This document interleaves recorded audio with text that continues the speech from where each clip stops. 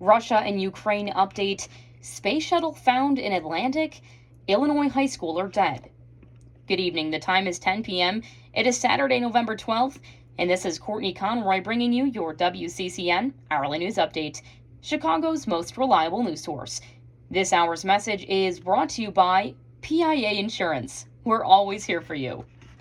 For news around the globe, Russia said its troops began pulling out of a strategic Ukrainian city on Thursday amid growing signs it was following through on a retreat that would mark a turning point in the grinding war.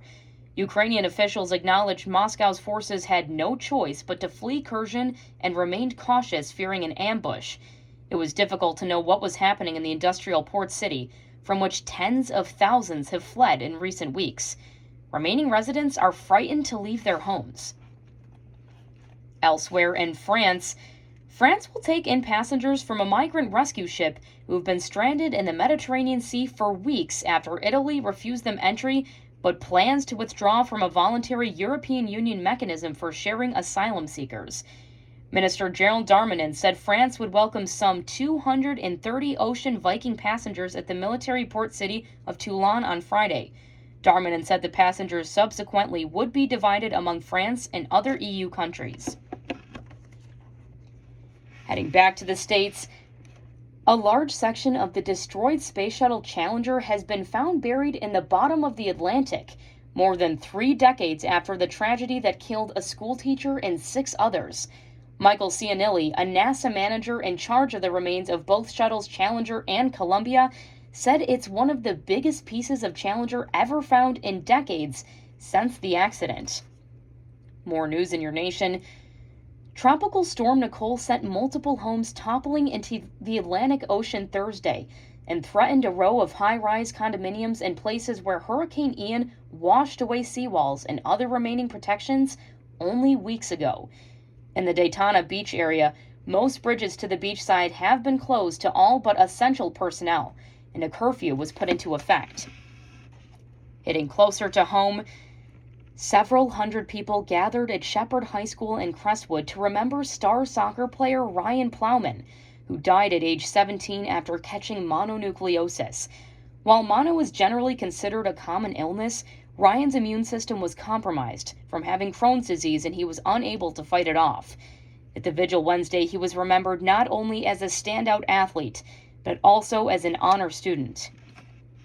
In the Windy City, a woman in Aurora said her home was listed for rent without her knowledge or permission, leading to people showing up at her house and trying to get inside. She said some even paid thousands of dollars to rent her home, but the fake listing was all part of a big scam. Donna has asked WCCN not to use her last name because so many people have been stopping by to inquire about her home. Your WCCN Hourly News Update will continue with sports and weather after a brief message from our sponsors.